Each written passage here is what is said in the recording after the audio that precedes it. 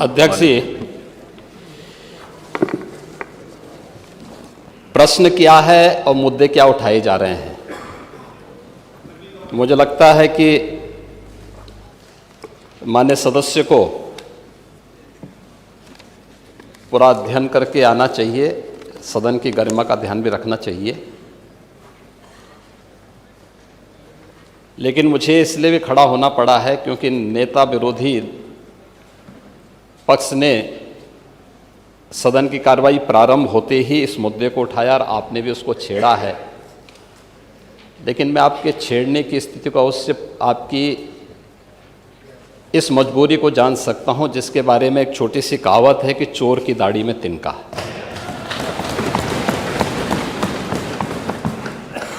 प्रश्न है नकली दवाओं के सेवन से होने वाली मौतों के बारे में, जिसके बारे में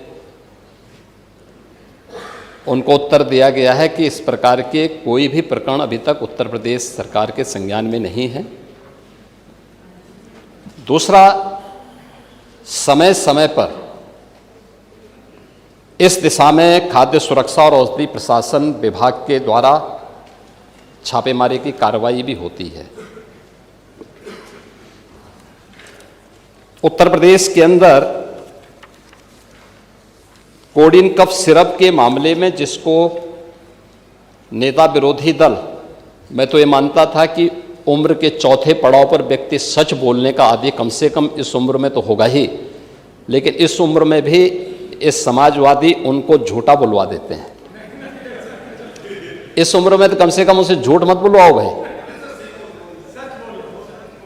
सच बोलने के उनको आदी होना चाहिए। और वो तो चेयर पे बैठ चुके हैं लंबे समय तक, स्पीकर के रूप में उन्होंने सदन को आगे बढ़ाया है।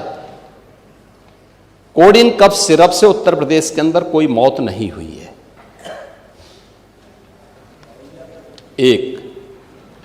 दूसरा, इस मामले में एनडीपीएस के अंतर्गत कार्रवाई होगी। ये उत्तर प्रदेश सरकार इस मामले को कोर्ट में जीती है, उत्तर प्रदेश ने इस मामले को लड़ा है। तीसरा, उत्तर प्रदेश में इसका जो सबसे बड़ा होलसेलर, जो बड़े होलसेलर हैं, जिसको सबसे पहले एसटीएफ ने पकड़ा था 2016 में, उसको लाइसेंस समाजवादी पार्टी ने जारी किया था। जो फोटो रिलीज हो रही हैं, देश के अंदर दो नमूने हैं, एक दिल्ली में और एक लखनऊ में बैठते हैं। जब देश में कोई चर्चा होती है तो तुरंत वह देश छोड़ करके भाग जाते हैं। और मुझे लगता है कि यही आपके बबुआ के साथ भी हो रहा होगा। वह भी देश से फिर जाएंगे इंग्लैंड की सैर सपाटे में और आप लोग यहां चिल्लाते रहेंगे। महोदय, कोडिन कफ सिरप का मुद्दा जो इन्होंने उठाया है, मुद्दा था नकली दवाओं के सेवन के कारण होने वाली मौतों का। और उसके बारे में हमने पहले ही बताया है कि नकली दवा के कारण होने वाली मौत के प्रकरण की कोई भी बात अभी तक शासन के संज्ञान में नहीं आई है। और समय समय पर एफएसडीए विभाग इसको लेकर के छापेमारी करती है, कार्रवाई करती है। कंपनियों में भी इस प्रकार की कार्रवाई होती है। यूपी के अंदर कोडिन कफ सिरप, इसके केवल स्टॉकिस्ट हैं, होलसेलर है। इसका यहां पे प्रोडक्शन नहीं होता है। ये मध्य प्रदेश में, हिमाचल में और अन्य राज्यों में होता है। और जो मौत के प्रकरण सामने आए हैं, वे मौत के प्रकरण अन्य राज्यों में आए हैं। जिन राज्यों में आए हैं, वह जो भी प्रकरण सामने आए हैं, यह तमिलनाडु में बने हुए एक सिरप के कारण सामने आई है। ये पूरा प्रकरण इलीगल, यानी इसमें एडिटेशन का भी नहीं है, यह इलीगल डाइवर्जन का है।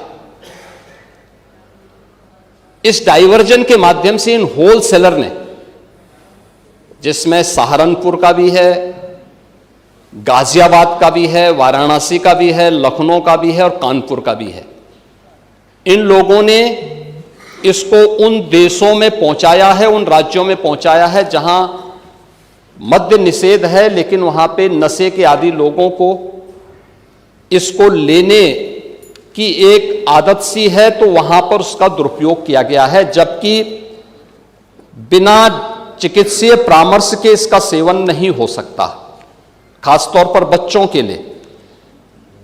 एडल्ट भी चिकित्सीय परामर्श से इसका सेवन करता है। कौन ऐसा व्यक्ति है जिसने कफ सिरप नहीं लिया? खांसी होती है, हर व्यक्ति लेता है, लेकिन चिकित्सीय परामर्श से उसमें लिखा जाता है। क्योंकि पढ़ाई लिखाई से आप लोगों का कोई वास्ता है नहीं, इसलिए आप लोग हमेशा इस प्रकार की बातें करते हैं। अब बात पहले अब सुन लीजिए ना, आपने पूरी बात बोली तो हम लोगों ने आपकी बात सुनी, आप लोग चिल्लाते रहे तब भी हम आपकी बात सुनते रहे। अब कम से कम हमारी बात तो सुन लें। ये कार्रवाई सरकार ने की है और सरकार ने इसके लिए 79 अभियोग अब तक दर्ज किए हैं। इसमें 225 अभियुक्तों को इसमें नामजद किया है। 78 अभियुक्त अब तक गिरफ्तार हुए हैं। 134 फर्मों पर एक छापेमारी की कार्रवाई हुई है और इसमें अब तक जिन क्षेत्रों में ये आई हुई अलग अलग राज्यों से जुड़े हुए यह सभी केंद्र हैं, और मुझे लगता है अगर आप इसकी गहराई में जाएंगे तो घूम फिर करके वही मामला है कि वो कहीं ना कहीं कोई ना कोई समाजवादी पार्टी से जुड़ा हुआ नेता या उनसे जुड़ा हुआ कोई ना कोई व्यक्ति उसकी चपेट में आता है। और इलीगल ट्रांजैक्शन भी जो हुआ है वह भी आपकी लोहिया बहाने के एक पदाधिकारी के अकाउंट के माध्यम से हुआ है। एसटीएफ इसकी जांच कर रही है।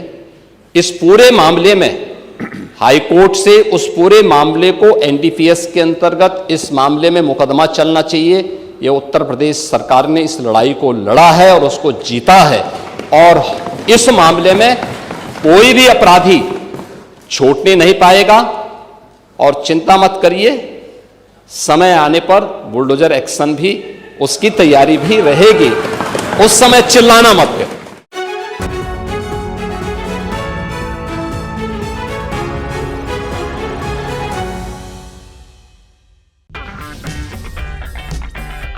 अगर आपको हमारा वीडियो पसंद आया हो तो इसे लाइक करें, हमारे चैनल को सब्सक्राइब करें और हाँ, बेल आइकन दबाना ना भूलें ताकि आप तक हमारे वीडियो की नोटिफिकेशन पहुंचती रहे। आप अपना सुझाव हमें कमेंट बॉक्स में दे सकते हैं। हमारे साथ जुड़ने के लिए शुक्रिया।